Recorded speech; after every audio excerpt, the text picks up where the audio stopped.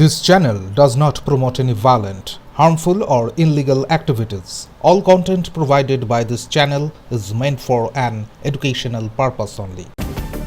নদিয়ার ধানতলায় তেরঙ্গা যাত্রায় অংশ নিয়ে রাজ্যের মুখ্যমন্ত্রী মমতা বন্দ্যোপাধ্যায় ও শিক্ষামন্ত্রী ব্রাত্য বসুকে তীব্র কটাক্ষ করলেন রাজ্যের বিরোধী দলনেতা শুভেন্দু অধিকারী। তিনি অভিযোগ করেন, মুখ্যমন্ত্রী এসএসসির পক্ষে নিয়োগ সংক্রান্ত বিজ্ঞপ্তি জারি করেছেন, যা তার আইনগত ক্ষমতার বাইরে। শিক্ষামন্ত্রী ব্রাত্য বসুকে ভৃত্য বসু বলে কটাক্ষ করেন তিনি। চাকরি প্রার্থীদের পাশে থাকার বার্তা দিয়ে শুভেন্দু বলেন, সব শিক্ষকই যোগ্য, শুধু মুখ্যমন্ত্রী অযোগ্য। তিনি 2026 সালের বিধানসভা নির্বাচনে মমতা বন্দ্যোপাধ্যায়কে সরানোর ডাক দেন এবং বলেন, তখনই রাজ্যের সব সমস্যা মিটে যাবে।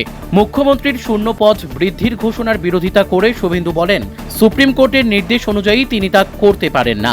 ওবিসি তালিকায় 111টি নতুন সম্প্রদায় যুক্ত করার বিষয়েও তিনি সমালোচনা করেন, যার মধ্যে 107টি মুসলিম সম্প্রদায় রয়েছে এবং বিষয়টি বিচারাধীন। শেষে তিনি বলেন, নিয়ম বহির্ভূত কিছু হলে তিনিই প্রথম প্রতিবাদ করবেন। আমি এবং আমরা ল পড়িনি, তো আমরা ল মেকার দীর্ঘদিন। আমরা বারে বারে বলেছি, রিভিউ পিটিশনটা তখনই লাই করবে যখন যোগ্য অযোগ্য তালিকা নিয়ে রাজ্য সরকার অর্থাৎ এসএসসি যাবে।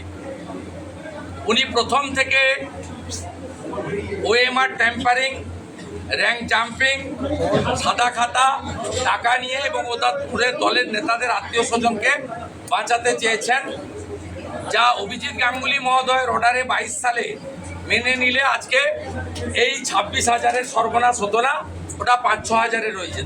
এসএসসি আপনার রাজ্য সরকার যদি সিবিআই মেহনতে গাজিয়াবাদ থেকে আপনারা যে উড়িয়ে দিয়েছিলেন হার্ড ডিস্ক ওএমআর উদ্ধার করে দিয়েছে, সেই যোগ্য তালিকা নিয়ে রিভিউতে যান। আমার বিশ্বাস সুপ্রিম কোর্ট সহানুভূতির সঙ্গে দেখতে পারেন।